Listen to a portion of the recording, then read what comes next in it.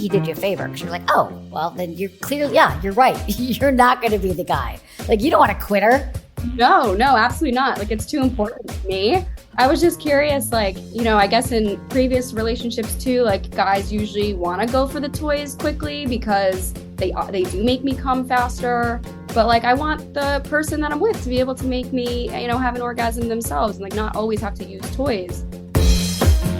You're listening to Sex with Emily. I'm Dr. Emily, and I'm here to help you prioritize your pleasure and liberate the conversation around sex. We all want to grow and become better versions of ourselves. Am I right? Well, nowhere is that more true than our sex lives. Well, that's the mission of today's call-in show, which I love these call-in shows. I love talking to you directly about everything that's on your mind. And today I answer your questions all about picking up new sex skills from a fun-loving couple who wants to incorporate others into their play, but they just can't find the right candidates. To a 20-something, she wants to learn how to squirt on her own. These callers are really brave, and their questions offer something for everyone to learn from. All right, Intentions with Emily. I'm going to start off by setting an intention for the show, and I encourage you to do the same. Well, my intention is to help you learn how to approach new sex skills with curiosity and an open mind, all while honoring your specific desires. Please rate and review Sex with Emily wherever you listen to the show, and check out my YouTube channel, social media, and TikTok. It's all at Sex with Emily for more sex tips and advice. If you want to ask me questions, do it. Leave me your questions or message me at sexwithemily.com/assemily or call my hotline 559-TALK-SEX or 559-825-5739. Just include your name, your age, where you live, and how you listen to the show, and totally cool to change your name or choose to remain anonymous. Today's show is brought to you by Magic Wand. More on them at the end of the episode. All right, everyone, enjoy this episode.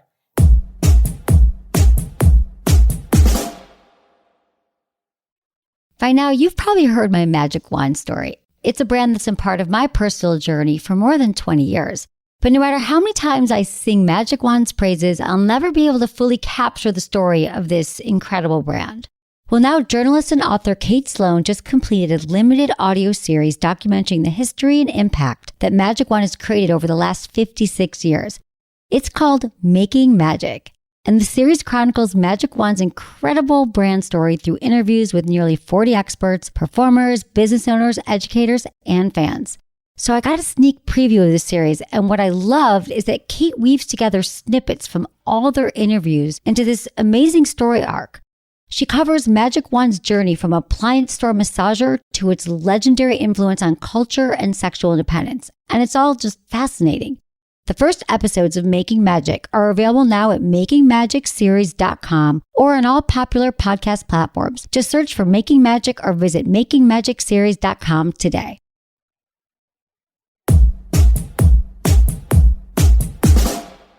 We have Ava, 27, in Boston.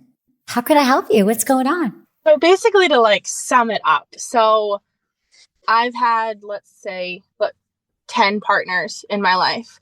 Only 2 have made me finish, which I feel like is a pretty low statistic, although I know it's easier said than done and everyone's different. But the main thing that I don't like is, so I've been in relationships all my life, and now it's the first time I've been really single. And I hate the fact that if I want to squirt, it's up to a man. I have to find a man. I have to have him know what to do. I have to rely that he knows what he's doing. And it's just for so many reasons, I don't want that. I wish I, could take that power and be able to do it myself. And also when people ask, they're like, oh, how do I do it? I'm like, I wish I knew, the 2 people who have helped, who have done it, I don't know what they did, so I just don't like that dynamic. Got it. You don't want to be reliant on, okay, well, thank you so much for sharing that. Well, first I want to say this, is that it's actually pretty common to have been with 2 partners, 3 partners, several partners where they're not giving you an orgasm because you're responsible for your orgasm. Right? We got to figure out what we like. So you have to figure out, well, what feels good to me? And then have to like take the time and explain to these guys like what you actually like and what feels good. Because I am only telling you because I was the same boat as you. I used to be like, that one didn't make me orgasm and he sucked, didn't make me orgasm. And then it wasn't until I was like in my 30s and I was like, oh, I don't even know how to do it myself. I used to believe that like men were shipped off to some secret school where they learned everything about like my body and they knew like he knows what to do. If only. But they don't know. So you got to teach them. But as far as squirting goes, so what I'm hearing is you're asking me like, how do I squirt? What do I do? It happened in the past. Well, do you remember what happened in the past? Yeah. So as much as I know, I know, again, everyone's different, but for me personally, it's like the exact G spot. So up and curved. I know that the tricks and everything. I have yet to be able to do it. I've used toys and they don't help. I also, from what I recall, I don't like the feeling of vibrations, which I know I'm in the minority of that.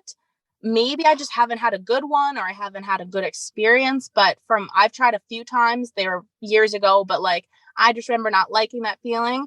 And it's also like the clit, I feel like a lot of people, that's where it's at. For me, I'm like, yeah, for a little bit, but it's mainly just penetration and penetration only, and specifically fingering.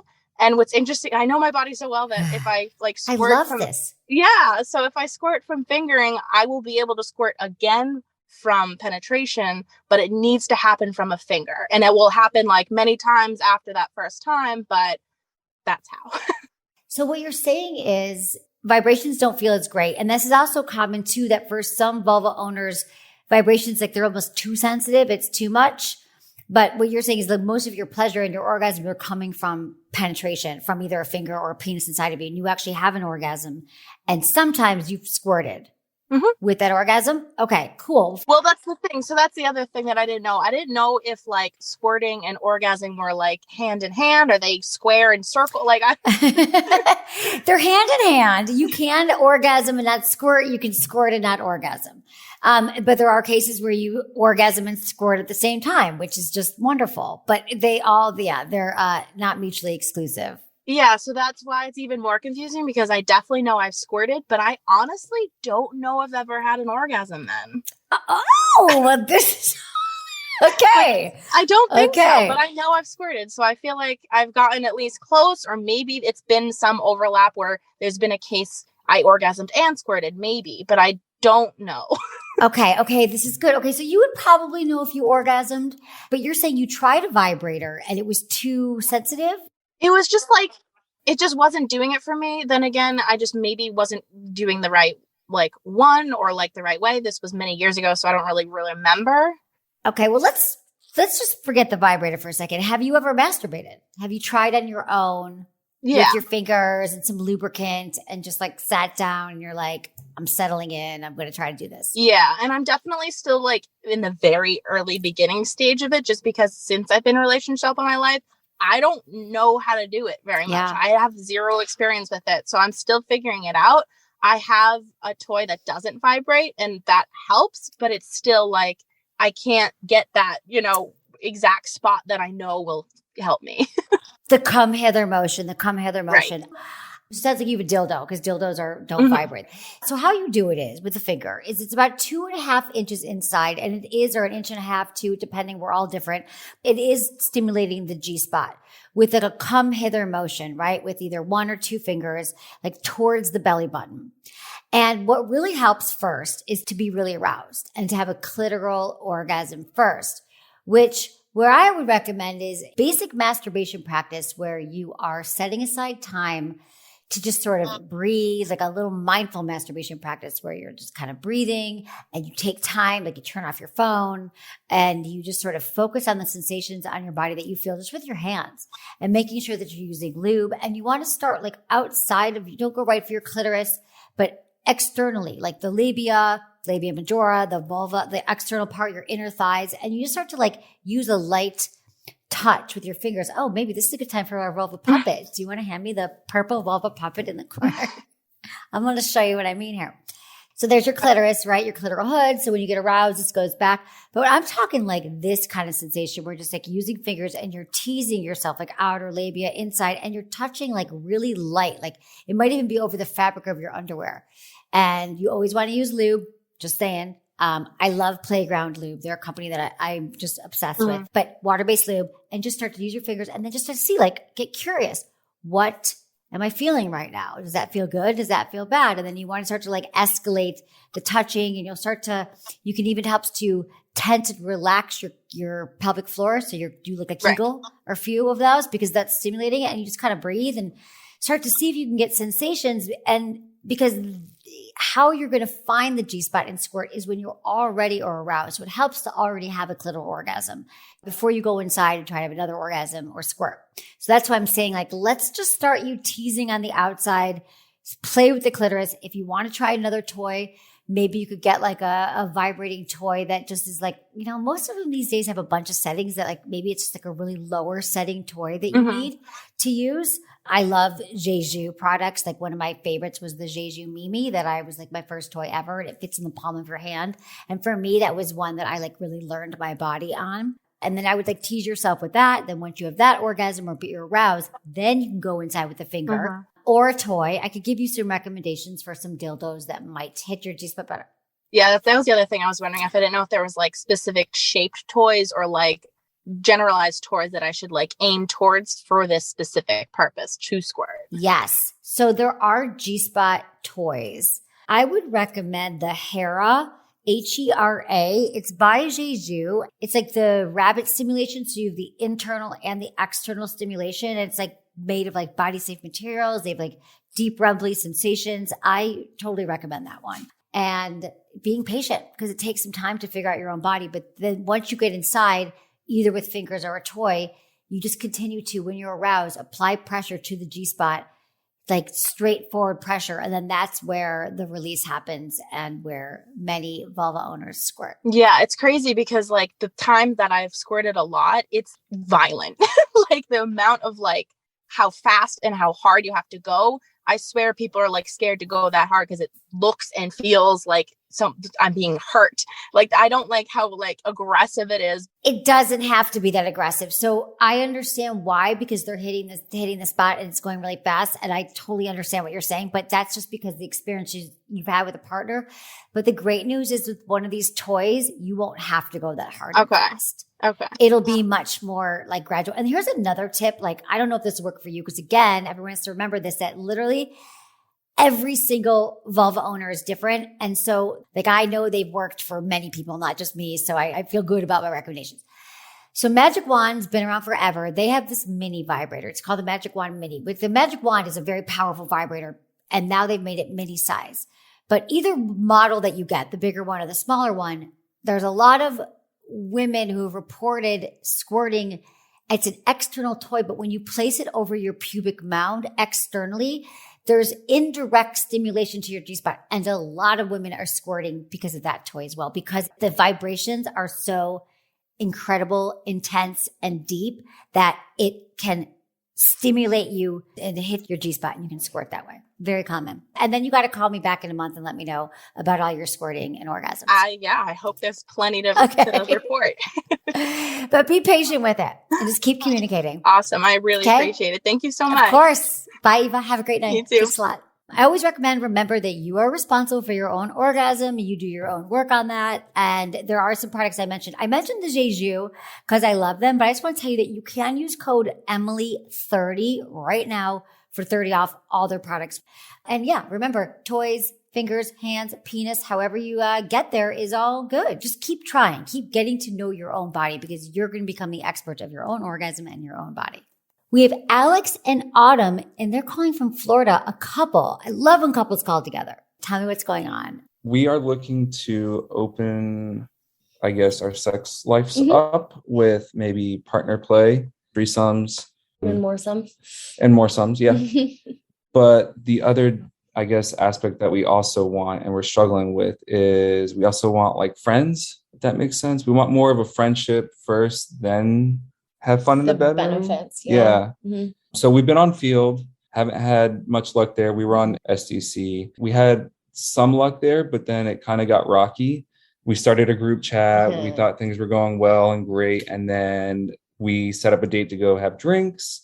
And then it kind of went downhill going into that week. They were kind of pushy, and I'll let Autumn explain more. Very pushy. There was like a clear question of boundaries and what boundaries were to be set and observed. And those boundaries were constantly being pushed by the female half of the couple. I've already suffered from anxiety, and it had just become so much more at that point where I said, I'm just not comfortable going and spending time with these people. Like I don't even want to continue conversing with them. Yeah. So I talked about it to my husband when we got home, and he said, oh, I'm so glad you feel that way, because I feel the same way too. Let's just kind of call it quits. We did that. We had another couple actually just ghost us. We were in a group chat with them, and they just kind of dipped. It was kind of like a pick collector. And I was like, okay, like, so it really put like a bad taste in our mouth. And we're trying to figure out how to navigate, like, I guess that dynamic of what we were trying to look for, what we're looking for, and looking to see if you can guide us in that aspect. Okay. Yeah, absolutely. Well, first I want to say, I think it's awesome that you both are being really closely communicating about it. Because usually if you got a weird vibe about someone and you got one, like, it's just good to say it. And mostly, and that goes for life too. Like our intuition is very strong, and a lot of times we override it. So if someone's giving you drama and you're looking for a play friend, like we don't need that in the bedroom at all. Yeah. So maybe you could paint a picture for me again. Like what's the vibe? Like you also have times where you just hang out, but there's no sex. Right. Correct. Yeah. Like a friends with benefits type situation. We're not going into it where it's just, we're looking for like a one night stand or just some random fun. Right. We'd rather have a friendship first for the foundation and then to build from there. Yeah. With a couple, right? Not just with a single woman. Okay. Preferably a couple, but. Okay. Preferably a couple. I'm just curious. Do you have any close friends that you guys go out to dinners and hang out with already? That's the other part of our relationship is we work crazy schedules. Yeah. We don't really have that and capability of going to dinner on and a I whim. guess we don't really feel comfortable doing that with work partners, if that makes sense. Yeah. We spend, 8 hours. We have a good reputation with friends from work.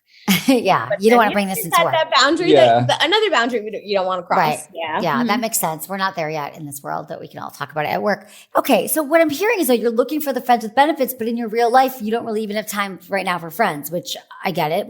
I've been there at times where I'm like, what happened to my friends? All I do is work.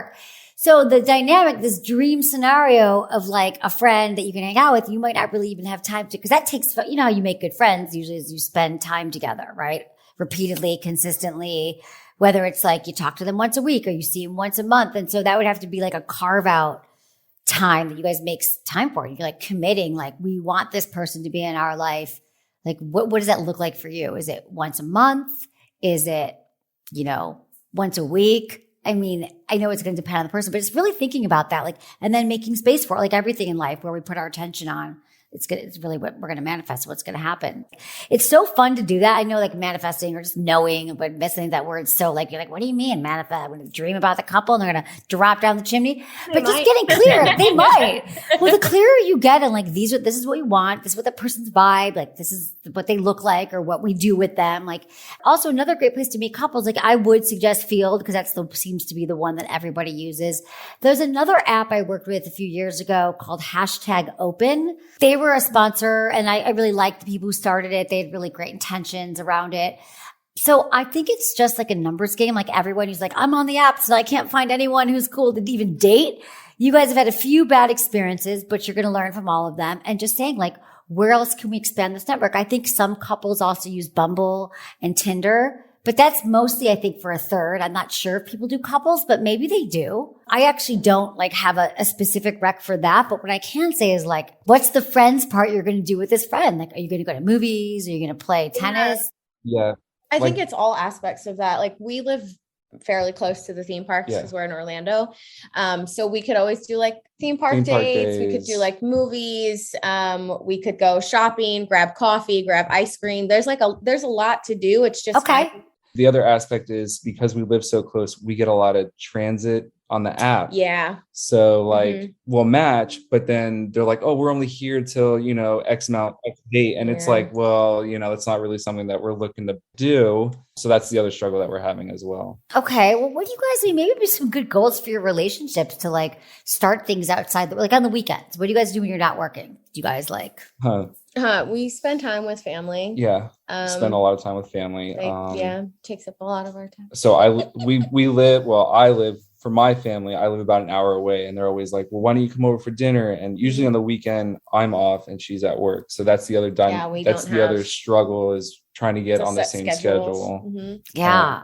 Listen, I think another reason you had mentioned why we were interested in exploring with a couple is because if I'm always not available, there's something to do, something for someone for him to spend time with as well. So that's another aspect of why we would be more interested in building a friendship first and then progressing from there, is because we have people that we can spend time with when we can. Yeah. Outside of our norm. Yeah. Got it. I mean, I think meetups are the best place to go for some of these things.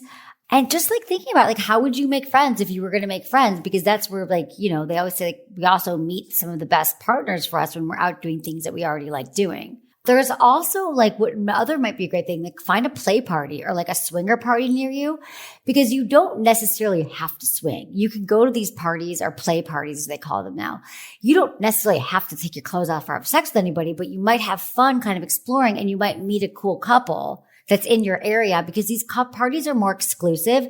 And I don't know who it is in your city, but usually you can find it through the apps or just Google it literally.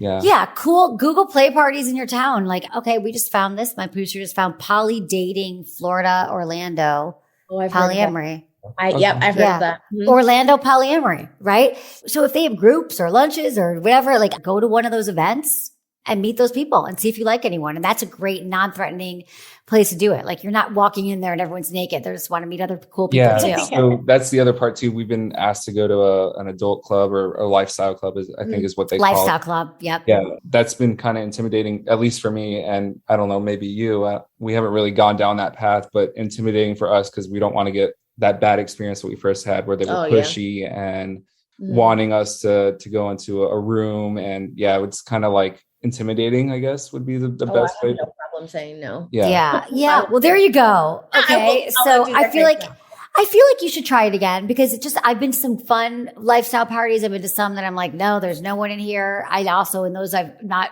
with couples, and it was early on in my career, it was like research. And then I've gone with partners, times we just want to check it out because it's kind of hot. So there's really no pressure, I think, in a lot of these places. And you just kind of like have boundaries. Just be like, we're not interested. And then you'll start to get your confidence, because you realize like, oh, there's no pressure for us to perform.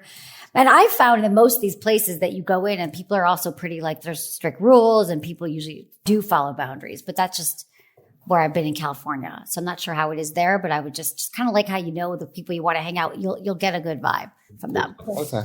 Cool. All right. Definitely check it out. Yeah. Okay, good. You got this. But don't, I understand why you're discouraged, but just, keep trying if it's what you want. You'll find those people. Why not explore? Monogamy is great for majority of couples, but for some, it's just not. And we don't see great examples in our culture about how you can have a different kind of relationship. It can be really discouraging. So it feels good to me that we are just hearing now from couples who are much more open to seeing what else is out there. Let's take a quick break, and then I'll be back with more sex tips from our live callers. Don't go anywhere.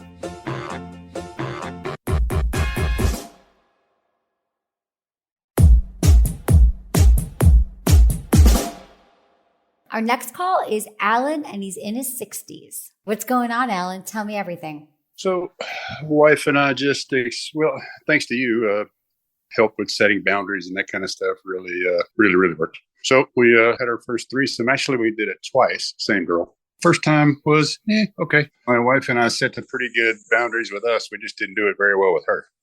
But we did that the second time, and man, it was a blast.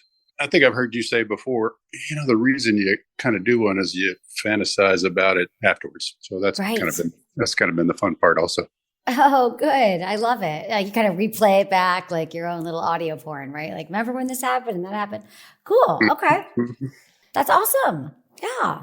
I think what helps too is just when I think my wife couldn't get any hotter, she got her medical marijuana license. That works too. And the Tiva is our friend. Say more about that. How so? Like for your sex life or just? Yes, sex life. Yeah. Absolutely. Mm-hmm. Like smoke it, like take a hit or eat a gummy and then. Yeah, we're gummy people. Okay, you're gummy people. That's great. So you take a gummy and then you kind of get in the mood. It can definitely help with arousal for sure. You're saying though you had first experience not a lot of boundaries, which again, that's how we learn. And then you learned, like, what, maybe you can give an example though. What did that look like not having boundaries? Just so it's going to help listeners who are curious about this. The boundaries were good between my wife and I. We just didn't include the third one. Got it. So what happened? Nothing went wrong or anything. It was just not completed, I guess is the best term. Got it. Okay. So the second one was good. And so your question is, how do you find someone else? The other participant, yes. Okay. So right now you guys are looking for a third and it's just not easy to find. Where have you found them in the past? Have you tried apps or have you tried just going out together? Yeah, apps are not too good for me. I don't think I haven't been too successful. This was in a club that we found that we'll call her an entertainer. Okay, got it. All right, an entertainer. I understand. Okay, so she was already there, ready to play. That was kind of easy to find.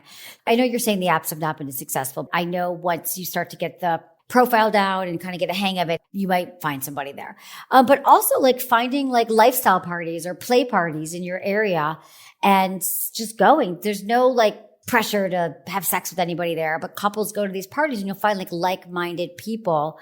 A lot of times play parties have couples and single women and you can go there and see if you meet people. So really it's finding other people who are interested in the lifestyle or looking at more alternative relationships.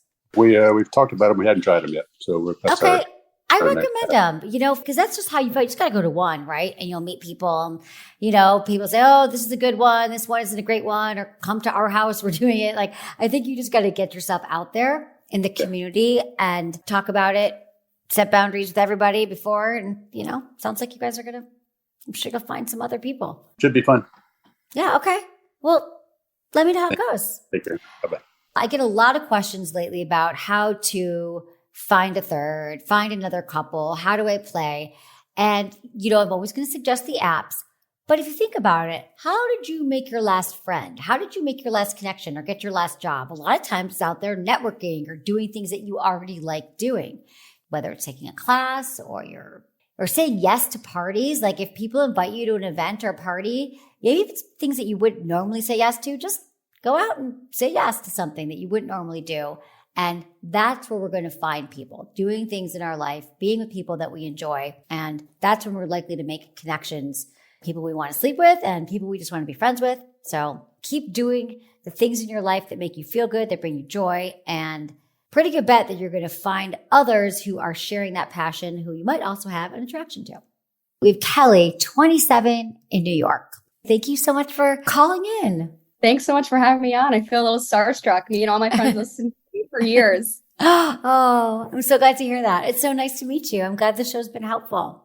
Tell me everything. So I'm not seeing this guy anymore, but I'm still just so curious because I feel like it's happened to me like before in the past too. So I was dating this guy for a few weeks and sex was like good and all, but like I wasn't having an orgasm yet. So I took your advice on like tone, turf, timing. And like I brought it up when we were like having some wine and dinner on the couch, like very calmly, and was just like, like I gave all the compliments. I was like, I really like you. Like you turn me on. Like everything you've been doing so far feels so good. But like I haven't come yet. So like I really want to do that. And like gave some like tips on like what I think that I need. Like I need more foreplay. Like I need you to play with my clit more. And his response, like his tone wasn't like angry or anything. Like it was still a calm conversation, but he was so adamantly saying that he would never be able to make me come. And I was like, I don't understand why you feel that way. Like we're still getting to know each other. Like I know we can get there. And he was just so adamantly saying that he could not. What do you mean? He was like, back up. He was like, you're telling him, you're like, this is what I need. He's like, I'll never make you come like that. Like, I'll never be that guy. Or like, I'll never be able to do that for you. Like you're always going to need toys or something else. Like it's just not going to be me. I know that I won't be able to make you. It sounds to me like he's had a previous experience where he wasn't able to, make someone come, or his partner wasn't giving him great instructions, or he felt inferior in some way. It probably was not about you. Side note, I want everyone to know this, that when you're dating someone and these things happen, or maybe they ghost, or maybe they decide not to see you anymore, it's typically not because of something you said. It's typically because of their past history. But anyway, yeah, like, I don't know, like to me, he did you a favor because you're like, oh, well, then you're clearly, yeah, you're right. You're not going to be the guy. Like, you don't want to quit her. No, absolutely not. Like, it's too important to me. I was just curious, like, I guess in previous relationships too, like guys usually want to go for the toys quickly because they do make me come faster. But like, I want the person that I'm with to be able to make me, have an orgasm themselves and like not always have to use toys. I'm not really sure like what I can be doing differently to just be more direct about what I'm looking for, because I feel like I already kind of am. That's a great question. Well, first you have to be with someone who's open to feedback and who's open to talking about sex. It sounds like you checked that off a few weeks with this guy and he wasn't your guy. But I think that going forward, it's like, it's practice. But just first finding out early on, like, is this someone who's going to be comfortable, like, talking about sex? Are they into your pleasure? And then when you're talking to them, you're like, people always blame me. I listen to Sex with Emily, and I've decided that, like, in my next relationship, I want prioritizing sex to be really important. Like, I want to like make you come in a way that you've never imagined. What do you say? Like, I want to be like your best lover. And you're like, yeah, and I want that too. And so, would you be open to that? Are you cool with that? Like, let's talk about things that make us feel good. You could say, so I really want to figure out how to orgasm with a partner. Would you be down with like exploring with me? And I can show you some things I like. What's your fantasy? What turns you on? And so it just can be more like, I guess it's just more casual. It's a give and take. And I think that's the vibe though. It's like, hey, like, would you want this? I would want that. I mean, sometimes perhaps when you give specific feedback about sex, people do go into their like fight or flight mode. I think oftentimes because people think like, I'm a bad lover, you're going to reject me. It's really hard for people to take feedback sexually. So I think the more chill and neutral you can make the conversations and then kind of get into the specifics is always better. Maybe this happened with this guy, but I think showing him what you like and saying like, would you be open if I moved your hand and showed you what I'm into? Yeah, it's always a little awkward when you're like just beginning to date somebody to have these conversations because like you're not really sure, still getting to know each other in so many different ways. But I was just so taken aback that this guy was so adamant, and I was like, this cannot happen again. Yeah, that is so strange to me that he was so adamant. All I could think it was a past experience, or he just, I don't know what, like it triggered him in some way. And I know it, like this is the other thing, but I like want this so badly for your generation. Like I know that it's awkward and weird. And I know that nobody's talking about it in the second date. No one wants to be that girl or that guy because it's like, oh, we can't. But like, why not? Like, why not find out? Like, do you have a growth mindset around sex? Like, what do I mean with that? Listen to Sex with Emily. Like, do you want to talk about it? Like, do you think sex is important? And I think by your age, like you're right, 27, like you're dating people maybe who've had one relationship.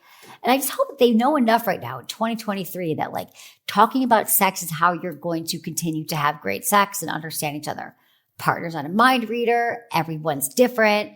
You're not going to orgasm the same way as their last partner. Their penis doesn't want the same thing as your last partner. Like, I just want this to be like let's not make it so awkward so we can find out if we're compatible so we don't spend the next year together and then we talk about it and then I know it was a waste of time.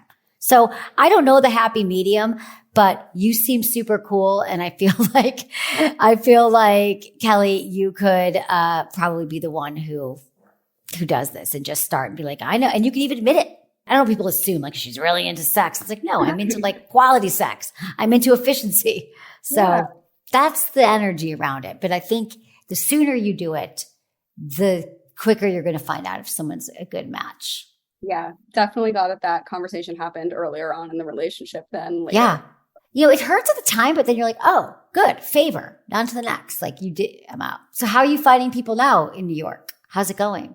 I haven't gone on another date since, just like taking some time off for personal, life just always gets in the way. But dating apps is really just like where it's at. I mean, just got to keep going out, trying to meet people in real life. But cool. Like, I don't mind the dating apps. Okay, good. They're fun. They work, right? That's what I always tell people. I'm like, you got to just keep trying them. And one more thing I want to say though, Kelly, going back to this is that, so another great thing in this time that you're just dating is to spend more time on your own, figuring out like, how do I orgasm without a toy? Or how do I think, like next time you're masturbating, how would I explain this to a partner? So which is a lot easier too.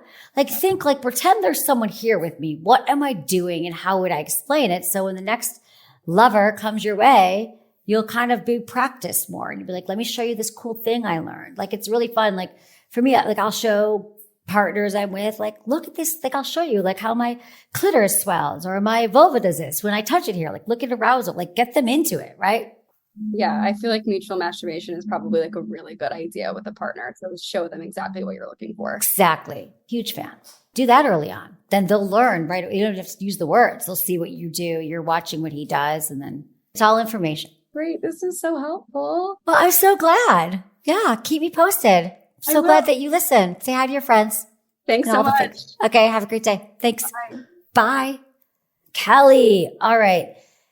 I love when people show you who they are early on in a relationship so you don't have to spend too much time with them. So first, well, it can sting and you're thinking, why doesn't this person want to be with me? Or why wouldn't they want to try for my orgasm?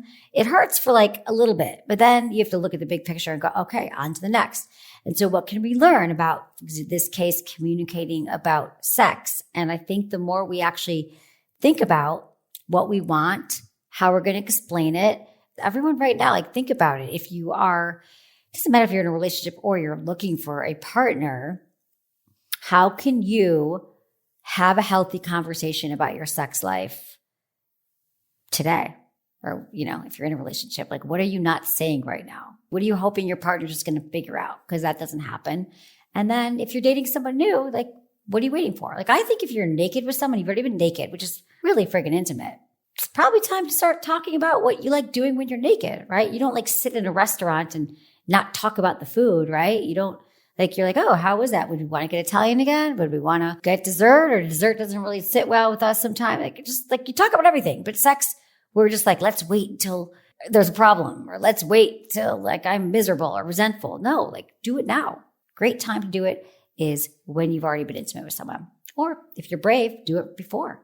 Find out if they are someone that you is actually interested in being sexually healthy.